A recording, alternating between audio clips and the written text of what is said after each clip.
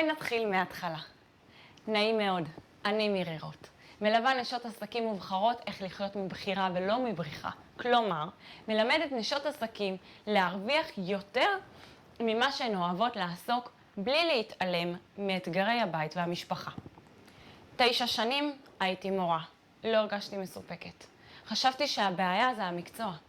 וכך יש לי היום 3 תארים, ביהדות, בחינוך מיוחד ובמתמטיקה. בשלב מסוים בחיים הבנתי שהחיים הובילו אותי להוראה ולא אני בחרתי בדרך הזו. ולכן פרשתי. הייתי בבית חצי שנה.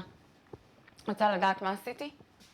ידעתי שאני רוצה להיות עצמאית, אבל לא ידעתי באיזה תחום.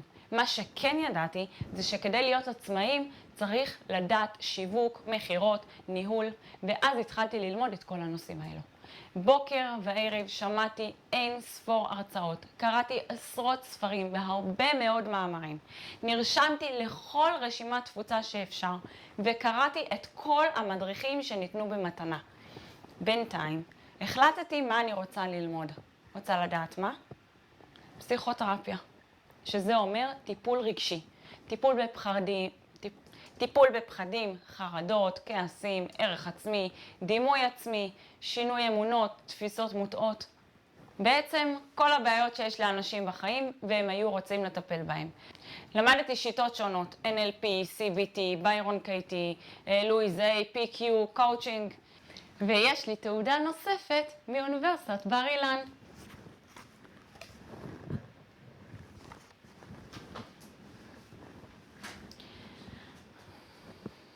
עדיין לא התחלתי לעבוד, וכך מצאתי את עצמי לבד, בלי חברה, בלי עבודה, בלי כסף. אפשר להיכנס לדיכאון מכזה דבר, נכון? אבל בואי תראי איך מכל לימון אפשר לעשות שמפניית לימון.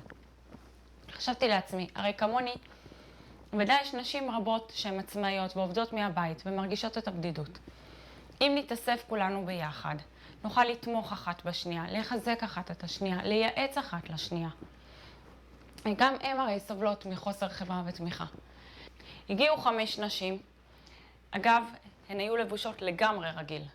אחת מהן הייתה פעילה בקבוצות נטוורקינג שונות, והיא הציעה לי לעזור לי עם ההקמה של הקבוצה.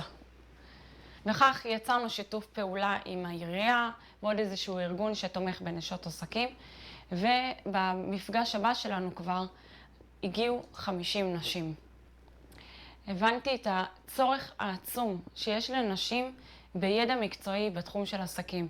למעשה אני חשבתי שכל אדם שפותח עסק כבר יודע מה עושים בעסק ולמד את זה לפני שהוא עשה את זה, כי אני לא הייתי מעיזה לפתוח עסק לפני שאני יודעת מה המשמעות של פתיחת עסקים.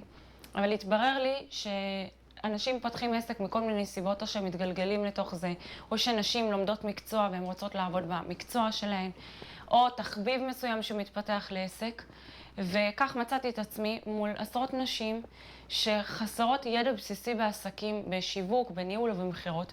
הן פונות אליי, כי לי יש את הידע, כי סיפרתי לכם קודם שקראתי הרבה מאוד ולמדתי הרבה מאוד, וכך הפכתי להיות יועצת עסקית. ובשילוב הכלים הטיפוליים פלוס הידע האסטרונומי בעסקים, הביא לתוצאות מדויקות בכל עניין שאותו קידמנו. הבנתי שמה שיש לי ביד זו פצצה מתקתקת. שילוב מדהים שעונה על המושג אשת עסקים. כלומר, התייחסות לקידום העסק בלי להתעלם שמאחוריו עומדת אישה. עם רגשות, עם פחדים, עם קשיים, עם חלומות. כשהתייחסתי לגם וגם, העסק והיא השתלבו יופי. אחד השלים את השני. עם הזמן היומן שלי התמלא. מילאתי קבוצות של סדנאות והקמתי את העסק שלי, אקדמיה לנשות עסקים. כלומר, נשים מקימות עסק, אבל מכל מיני סיבות הן לא יודעות לנהל אותו. בעיקר כי הן באות מהמקום של המקצוע ולא כעסק. הן רוצות לעבוד במה שהן אוהבות, אבל לא בשיווק ובמחירות ובגביית כספים. מי מזדהה? האתגר החדש שלי נהיה לקחת את הדברים שנשים כן אוהבות, כמו לתת למשפחה שלהן, או שהן אוהבות יופי וכדומה, ולגייס את הערכים האלה להתייעלות בעסק. ופתאום אני מוצאת את עצמי, אימא ל4 ילדים, עם תינוקת בת שבועיים, פותחת עסק במקום חדש, אחראית על השיווק, על שיחות המכירה, על הפרסום ועל הניהול.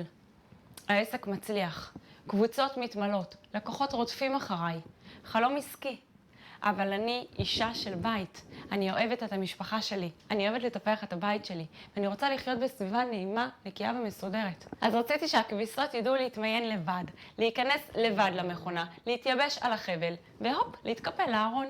רציתי שהתינוקת תישן בשעות קבועות ותיתן לי לעבוד.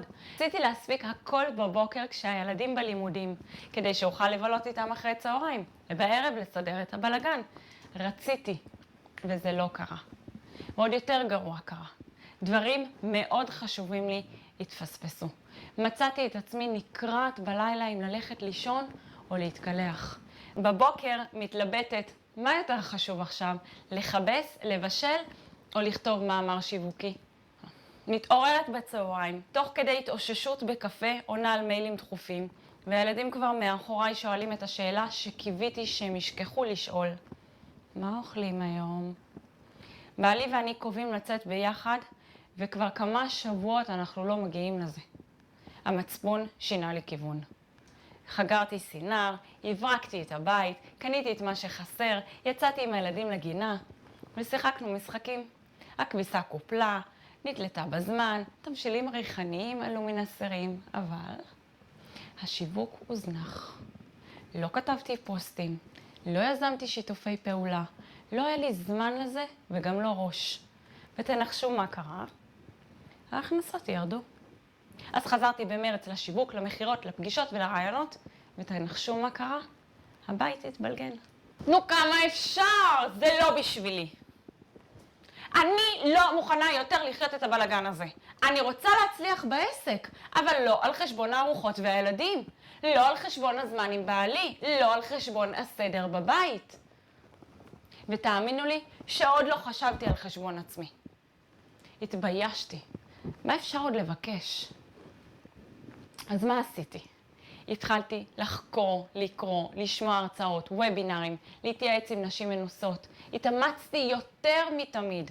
ניצלתי כל רגע, תקתקתי מכונות, כלים, קניות. כל רגע של שקט פנוי, עניתי למייל או שלחתי. נשארתי ערה בלילות כדי לעבוד לא על חשבון הזמן של ילדים בבית.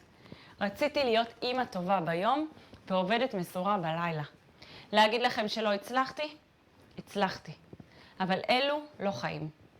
כי בסוף יש תמיד תקלות, ואז הדברים הדחופים באים על חשבון הדברים החשובים. למשל, אני אענה לעוד שיחת מחירה במקום הזמן של לאכול ולישון.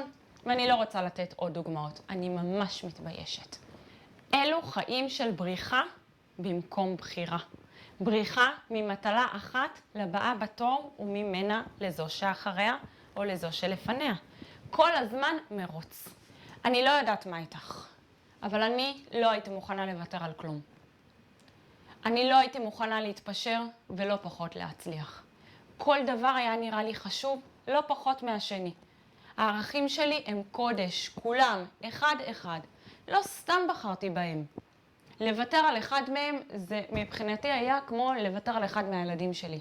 אי אפשר, נכון? מצד שני, הרי לא ייתכן שהבורא נתן לנו ניסיונות בלי יכולת להתמודד איתם.